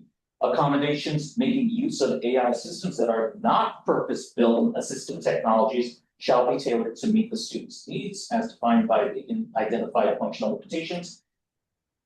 A bullet point down, faculty may require evidence of citation of how generative AI was used in any course, regardless of whether such use was in relation to an accommodation, and uses of AI that are not tied to an accommodation and fall outside of permitted use by faculty may be subject to the disciplinary process outlined in their AP 5500.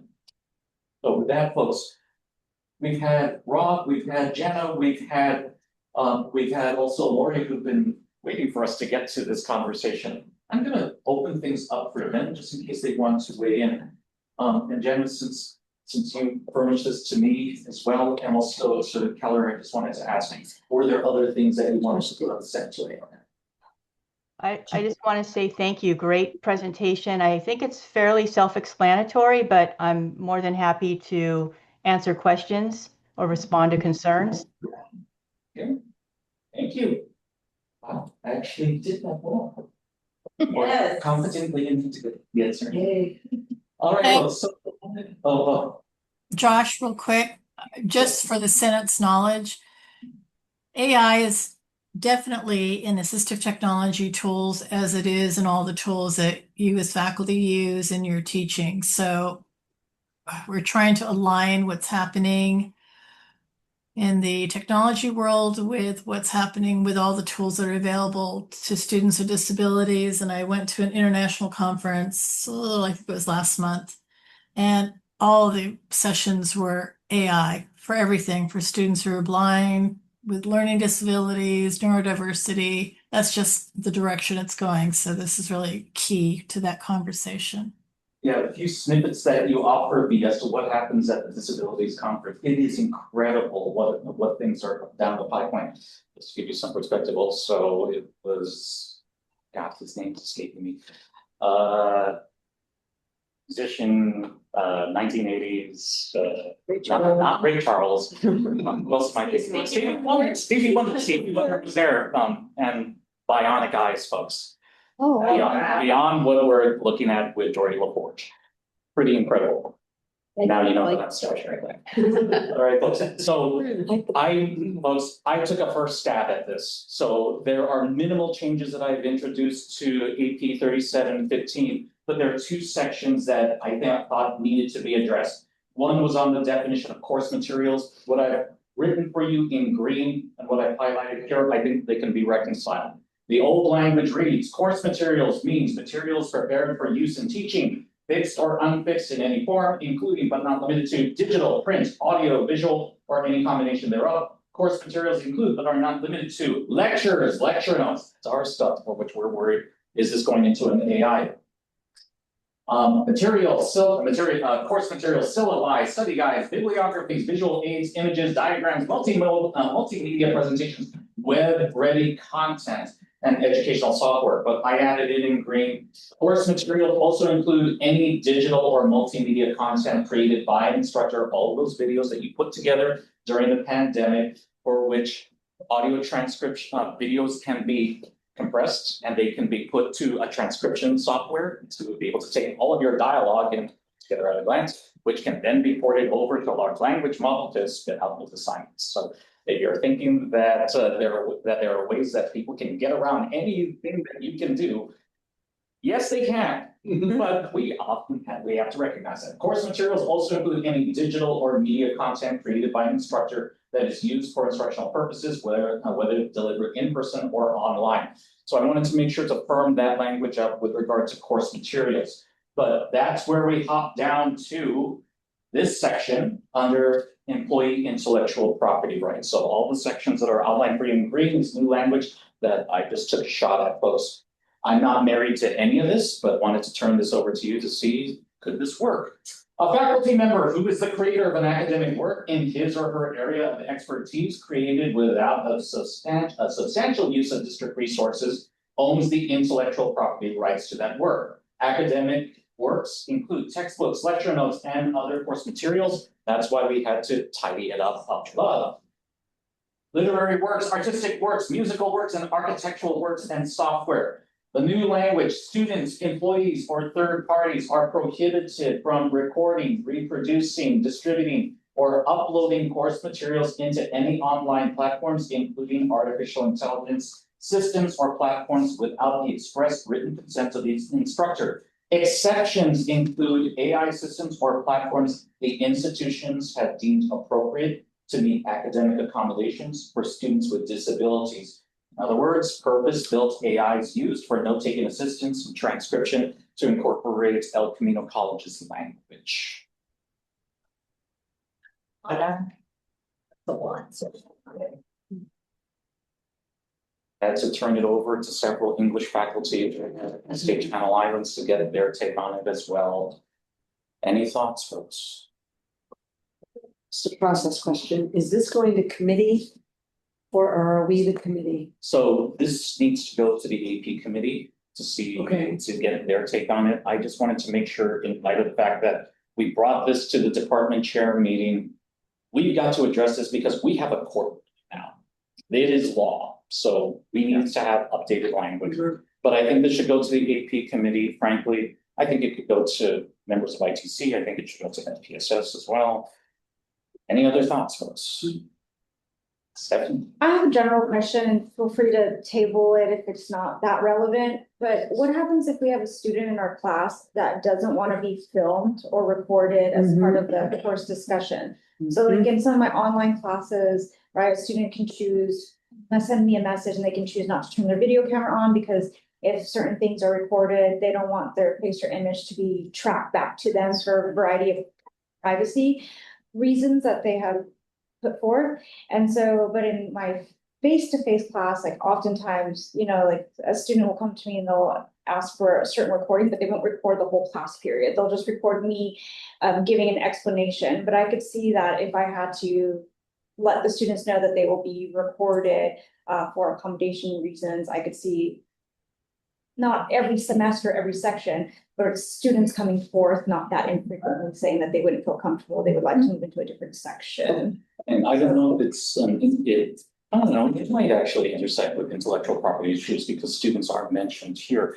I mean, I generally approach it pedagogically. Often I do have students who, for lots of reasons, they don't want to be identified. I have two Iranian students who consider themselves people of conscience who also are considered political targets as well. So I can understand that. Sometimes what I tell them is choose a picture that best represents you. It doesn't have to be your likeness. Choose an image that best represents you. That's fine for online classes, but for an in-person class, and I guess like, I'm not sure how specific, right, some of the accommodations are for the student, right? So I can imagine some of the accommodations for a student is just audio only, but I can imagine for some students, maybe it's video and audio, and I can see now for the safety of another student, they wouldn't want to be put on camera and their likeness uploaded to an agency that's whether Just audio. yeah, but anyways, I've had experiences like with students don't want their likeness captured. And I've, done what I could to respect that in our lab class, which is oftentimes in the in-person class very easy. And online classes, they, like you said, they could choose an alternative image, keep their camera off, they can change their name on their Zoom tile. So So we need something under student intellectual property rights, because if they are being recorded and they're speaking in class, could that be considered their intellectual property? Yeah, Yes, so we need something here. there's almost like safety. I almost feel like that's different than intellectual property, but I see how you're using them interchangeably, and maybe in this case, that's correct. But it's mostly like, even if they're not talking, just their image being captured. Mhm. And the idea that someone else who's saying, I took notes, or I had this access to this recording, wanting to put that in, if we had an assignment that said, see if this sounds familiar, an AI ready prompt, draw upon your fellow classmates' comments. That is an area of concern if that is submitted without their permission by another student. So we may need a student-to-student process here as well. So, Tara, please. Yeah, I just want to comment. I know that the software that DSPS uses, it has a lot of those safety protocols. So it's internal, it doesn't go onto the larger world, and it gets destroyed after. So I think for that part, it's fine, but I think what we're raising is a bigger concern. Like, students are recording lectures all the time on their phone. Don't we have an AP on recording? I mean, we should have something in here that addresses that. It's not just us who are impacted by it, but it can be students. Just anecdotally to share with you all, I had a student come up and say privately to me that they noticed that one of their classmates was recording the lecture on their phone. I said, oh, I had no idea that they were doing that. I don't know that that's like an accommodation. I think they're just want it for future reference. And she said, I'm incredibly worried, I'm undocumented, I don't want to be in this situation. So it's a brave new world. Mm-hmm. So this goes beyond, like, when we're talking about, like, when it's part of DSPS, it's legit, they take those safety protocols really seriously. But I think Stephanie raising is really important. Students are doing this outside of the DSPS accommodation as well. I mean, you have free apps there that are clearly advertised on social media that says, this is how I record my meetings, and without my boss knowing. And it's a tricky one, because I happen to know that the student did knows that the student who was recording was an international student, likely wanted to record it because their English is, still developing. So it's like this tricky thing, who do I support? So I have to just have a conversation with the students. What are you doing with this recording? But I think having it in writing, and I see that, I think John has her hand raised, because she would speak to DSPS. Let's go with Jenna, and then we'll go with Roosevelt. Jenna, please. I'll just be brief. You've already captured it. That the bottom line is, there's smart pens, there's meta glasses. We know students are already recording on their own without any authority or permission or approval. So we do provide guardrails with our policy, and we are really respectful of intellectual property as well as students' privacy. The one time an instructor can work with a student that is approved for audio recording as a reasonable accommodation is if there's sensitive material being shared or discussed. You can work out some sort of system with your student to kind of alert them that it's time to pause. But it really needs to be tied to the learning outcomes. It can't just be arbitrary, right? So I just want to assure people that this is a bigger problem than students with accommodations, which has already been alluded to. So thank you. Elizabeth, please. And then we'll continue. I have two things. One is I believe I still have it on my syllabus, no unauthorized recording, photos, video allowed. And that if they need something, they could talk to me. Most of my stuff's already backed up in video that they can check anyway. The second thing is, Stephanie, back to what you had said, when a student is afraid of having their image out there and being recorded, you can meet with them on Zoom and not record. Possibly for an online class, if you have video uploaded. I'm not sure face to face, but face to face is a concern, right? I've had a student a few semesters ago that didn't ever want their likeness posted in fear that someone would find them, and they had kind of moved to Santa Barbara to remove themselves from certain people in their life, routine lines. And so they were fearful, right? Like we take some group shots on some of my field courses or my lab outings, and they made it very clear that they weren't going to participate in that. And I said, great. And they were actually the ones who took the photograph. And so it worked out where it was very cool, like for the students, and that person got to protect their privacy, and the rest of the students didn't know, but they came to me in confidence. And I could see how that could be a safety trigger for specific circumstances. But however, we want to support all our students to succeed, and some students definitely could use this tool. And I could imagine in most semesters it would be fine, but every now and then we have a circumstance where it puts another student in danger. The concerns that Stephanie is raising is not theoretical, it's not anecdotal. Folks, I hesitate to share this because it is on record, but I have an animated avatar of me floating out there. You know, these 30-second snippets that they now have that are AI generated, it looks like me, it's me with a 5 o'clock shadow, which I've never had. But it's me and it's my voice. And that was freaky to find out that someone has taken my likeness. So it is not an instant that you are Google search that. Oh, yeah. So yes. Yeah, I know. See.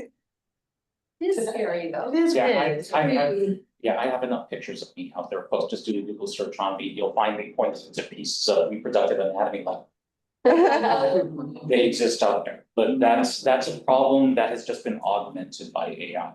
So it's not only a concern for your instructors and their sense of privacy, but it's now students that we have to be concerned about too. So we do need some language that reflects that, but we also have to take a look at our administrative procedures on anything about recording campus. Danielle, please. California requires both parties to consent to record, so it's actually illegal for students to be recording without authorization. But they still do it. They still do it, but I think it would be wise to have at a minimum a syllabus statement and a link to the fact that it is illegal in California. It's a two-party consent state. I think we're one of the only states that does that, but that's, at least to put a little fear into students who might be doing it. I guess another question is, are we also waiting for that argument? But what about my freedom of speech? To be able to take something, add a little bit of artistic flair. For all I know, they decided to include the 5 o'clock shadow on me to say it's not really you. It's inspired by you. We could go down the rabbit hole on this one. I don't want to go there until we actually find out that there's Laura, please. Something I have on my syllabus, I'd be happy to share it. I had this happen, way before there was AI, about 17 years ago. Students used to audio and video record me, and I had no problem with it. I'm very open. There's nothing I say or do in class that I wouldn't say or do in front of my president or my VP. And so I didn't mind. And then it was not AI, because AI didn't exist 17 years ago, but it was absolutely very degradingly altered and posted, and I found it, I didn't find it, I was shown it by my colleagues, which was really interesting. So I, at that point, put you can always audio record, you cannot video record, and so I've had a statement for 17 years that, and I put it out there so that all the students in my class know that audio recording is open. So if anyone ever comes to me and has an issue with them, if they're speaking and they don't want to be audio recorded, I let that, and I say, if I have somebody, please, if students talk, please pause your recording. I also ask that if they're recording, that they put their phone up. Now, do they all do that? No. But I also do have lectures where they come in and they lay out their phones in front and record, which is totally okay. Grateful Dead. So, but I mean, we're just talking about real basic accounting, but whatever, and it's, I think it's people where English is a second language and things like that. But I do have a statement in it, and it has served me very well for 17 years. So if anyone's interested in it, wants the wording on it, I'd be happy to share. Everyone, at the end of spring 2024, the Senate had approved suggested language for syllabus policies. To your recollection, those AI statements that were approved by the Senate, they largely revolved at the time around large language models. Was there anything that included any language to the effect of AI augmented recording? No. I don't think so. So that means, once again, that language is out of date now. Yeah. So this will probably be something that the Senate will have to engage after my time as Academic Senate President, but I would highly recommend keeping it on the Senate's radar that that language now has to be revisited. It is over a year and a half old, and now we've seen that the AIs have been augmented tremendously, some for the better, especially when it comes to accommodations and maybe even for grading purposes. But now we're dealing with a student equation where you have media creation now happening with people's likeness and with their own intellectual property. So please, after my time is done here, consider revisiting. Gifted to the AP committee first. Okay, to say that I wanted to take a shot at this one. This will go to the AP committee. Yes. Next steps recommended, folks. I do want to bring this to the AP committee, but there are other bodies that I think would be interested. PFPS already has access to this via Lori Vasquez. Jenna, also, we would appreciate you having another look at this one. There's still work to be done on students' intellectual property rights as well, but that may stream into privacy issues that we had to engage too. There are others as well, probably the Teaching and Learning Committee that I would want to turn this out to as well. Any other thoughts on AP 3715? Any thoughts for anyone on Zoom before we part ways on this discussion on the APs? No. All right, folks. So have a look once again, draft 3 of AP 5550. Like to see if we have room to be able to move this to possibly to move it to action on April 22. Have a look at draft 3 that reconciles language from the AP committee and the English committee, English department, excuse me. Let's see if we might want to vote on this one at the next meeting. And on AP 3715, obviously a lot of work to be done on that one. Whatever your 2 cents are, please throw that in. Make sure that all of you have editing rights on this document. All right, folks. Thank you. Thank you. Thank you, Jenna. And thank you, Laurie, if you're still there. Very good. All right, folks, and let's turn our attention. Wow, we can actually get through the entire agenda today. Let's take a look at item 8.4, AP 2410, Board Policies and Administrative Procedures.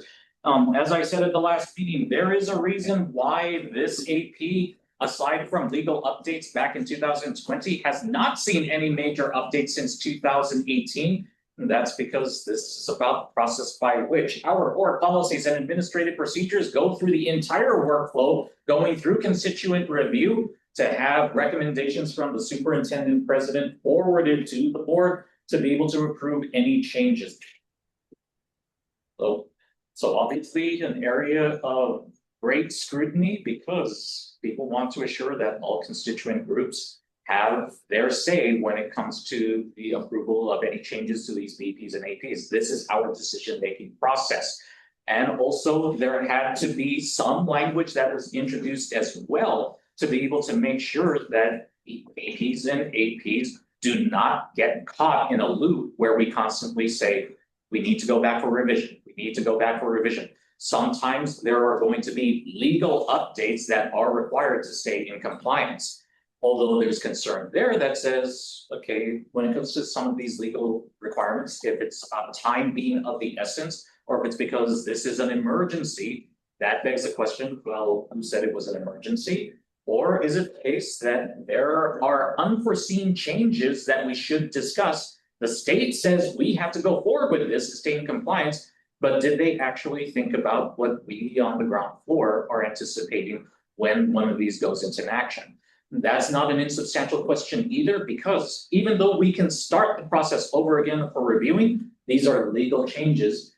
It takes a while for these BPs and APs to be adjusted, debated, brought back for constituent review. You could be looking at changes that we have to live with for a year or more. So that's one of the reasons why this was under heavy repair. So I'm just gonna go ahead and just do a little shifting here, folks, so that we can look at these side by side. What you're looking at on the left is one of the more recent attempts at updating this. And with changes that were enacted sometimes months or even years apart. But what you're looking at on the right is a cleaned up version of some of the changes that were incorporated here for AP 2410. I don't know how many of you got a chance to be able to take a look at this, but I decided to go ahead and just at a glance put together a couple of notes for you. Some things that popped out for me that I think are actually improved over the previous version. So let's see, on some of these changes, also you can thank Rita Boss for trying to improve the readability of this. Probably the biggest thing globally is that the version on the left is very narratively driven. The one on the right tries to break this down bullet point by bullet point so that it's easier to follow. With regard to the Senate's role, Senate consultation was mentioned in the previous version, but now if more specificity was offered. Academic Senate President is explicitly named as a co-chapter lead for academic and professional matters. So for the next few years, Elizabeth will be so named as the chapter lead.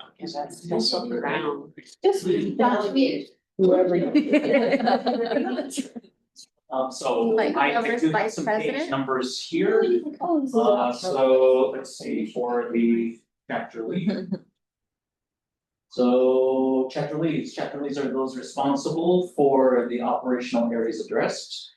Collegial consultation, here it is. The Academic Senate President serves as co-chapter lead and reviews policies and procedures. Which two?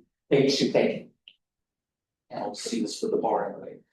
All right, folks, the other thing, it was fleshed out with this table, although many people looked at this and having difficulties following the cycle as usual.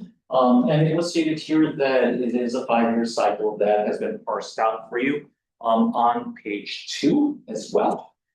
Let's see, here was one under page 3 for which I'd like some of your feedback. Where is that? Let me just go ahead and do a search.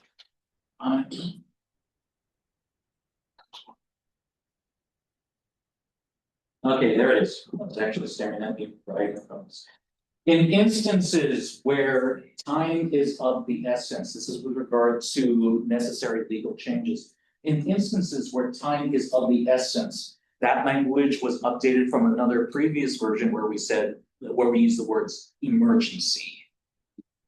In instances where time is of the essence and an update is legally required before BPAP, Board Policies and Administrative Procedures Committee, can complete its process to make a recommendation. Oh, sorry. Why is it not working? There we go. All right, sorry about that. In instances where time is of the essence and an update is legally required before BPAC can complete its process to make a recommendation, the board or superintendent president will meaningfully consult with constituent leaders and receive feedback where possible, concurrent with implementation of the law as advised by council. I like this incorporation here. In this case, a written explanation outlining what was done and why it was done will be provided to the BPAC committee, excuse me. Tara. Because I'm wondering why it is, and I know the Senate has made this recommendation many times over, why it is we just don't change BPAP to have a kind of like faster track review process when it is a legal change. Right, so I will always give this example because it's still like haunts me, and that's our AP on distance ed. 4105, there were a number of legal changes. I made them, they still haven't been posted. Now, we're not like actually out of compliance in practice, but what's posted on our website is woefully out of date. And it's because BPAP has this very thorough process of review, and it takes a very long time. So why is it that we can't simply recommend that BPAP have 2 tracks? So if, let's say, there's a legal update that needs to be changed and it's like 48 hours. That never happened like that. Apparently it happened once. And what, we're gonna make a whole AP based on something that happened once?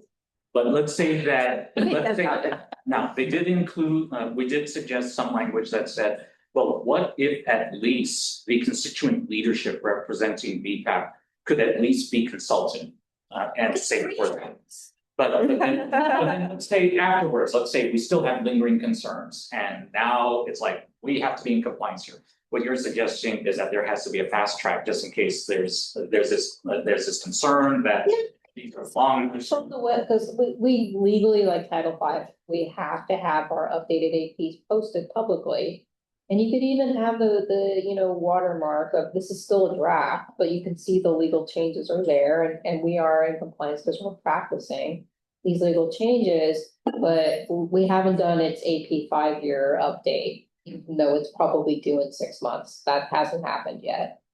So I'm wondering if there could be that scenario, and then if there is like a genuine emergency, like these days, given the state of the world, that could happen, then that's where that route would be more applicable. First of all, I want to let you know that we spent a lot of time on this and went through many drafts. And all of these concerns were discussed to a certain extent. But not what you said specifically. What I would wonder is if this actually does cover what you're talking about. I think in many ways, this does create the fast track, and it creates it with a level of accountability so that no group is left out of that fast track. Just seems like here BPAP is actually cut out. Well, but then it has to be. They're Very Yeah. next BPAP meeting. I don't think, I mean, we really talked about this. This is in the event of, and we have to talk about who defines an emergency and what really That's why we cut that language out. Exactly. We addressed all of it. I'm imagining the essence are. Essence of the essence, I know. I am married to that. And I wonder if what you're addressing really has to do more with the glacial pace that some things go through. Yes. Some. Yes, but sometimes there's like a Title V change, right? So it's not an emergency. Yes. But what this one is speaking, this is really is a different scenario than what I'm addressing. So I'm just worried, even though we've never been called out by it from like ACCJC or anything like that, because again, in practice, we do follow Title V. But if somebody really did an audit of what's on our website for our APs. So maybe we need to just bring this up at BPAP and talk about this, because I don't know that, I mean, things have become way more effective and efficient with Josh and Keller leading things. I have to say that things have been going pretty well. So maybe we need to figure out a process to look at and find and capture these missing. Yeah, it's tough because somebody has to keep track of it. Yeah. And I'm sure that there's a lot of memory loss. Now. Visual memory loss. Well, it was an That's remind accreditation. me, I did receive a note from Rita as well. She's the one who's been keeping us organized for all the agendas to be able to move things forward. This is still up for constituent review. So there was some question as to whether or not BPAP needed to be canceled in light of the fact that it was a need more feedback on BPE 2410. So I will still need to get back to her and confer with Keller. But this is an important one. And I'd like to see the language again to say, do we have that fast track once some changes occur? I do have some questions. The language in instances, time is of the essence. I know I had to be away from one meeting. Was that language that we rested on? The other. Don't bring it up anymore. I was there alone. Dan was not, Dan Spitzer was not there. The other that I was concerned about, its process to make a recommendation, the board or the superintendent president will meaningfully consult. I always have challenges with the word meaningful.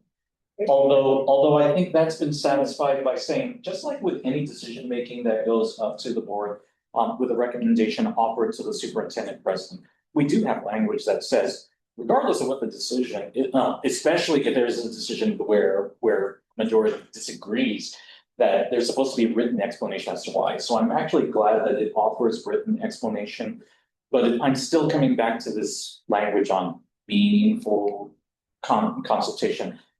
Frankly, FAC has not really improved on that language either. At one of our plenaries, we played around with the word meaningful. I'm not sure if we can operationalize that further. But those are things that we need some further discussion on, I think. The other, if I had to take a look at other notes that I have here, on page 3 as well, and moving forward, it does try to situate BPAP very specifically as the primary consultation hub for review, return, recommended next steps. So there are lots of really big improvements that have been attached to this as well.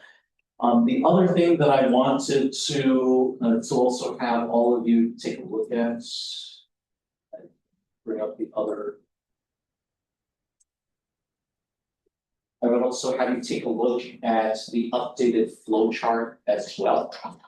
This has been reformatted as well for a little bit of ease of viewing. Before it used to have a horizontal view, now it's vertical for ease of reading.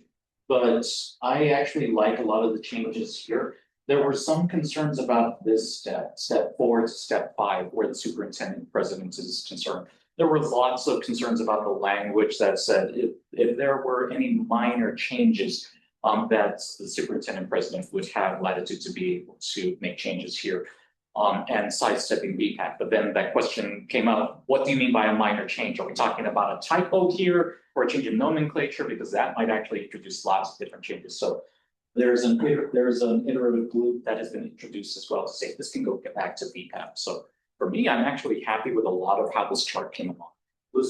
Yeah, just to add a little bit of background to this, what the issue is that this is in the event that something is legally required and we have absolutely no choice. Yeah. And one of the questions that was brought up, or one of my concerns that I brought up was, well, what if we're legally charged to do something, but we have a moral objection? For example, let's say the state makes some kind of agreement and we're required to house ICE on campus. Yeah, exactly. Something like that, where there's a legal requirement, and in this day and age, those kind of things could happen. And yet we want to be on the record in some way of not complying, and yet we're legally required to do it no matter what. And so what do we do in that situation? And we had 2 lawyers in the room who basically said, we have Dan, including one representing the faculty, saying we have no choice. If this is legally required, we have no choice and we have to move forward with it. But what this says, and the reason we put in this idea of meaningful consultation, is it gives everybody a heads up that this is happening. So it's not that, okay, we're required to comply, we're going to do it anyway. It makes sure that some kind of consultation takes place with the campus community, and it brings in all representative groups so that we can then take whatever actions we as our own individual bodies or as a collective want to take. And so I think in many ways, The compliance part is something we can't do anything about.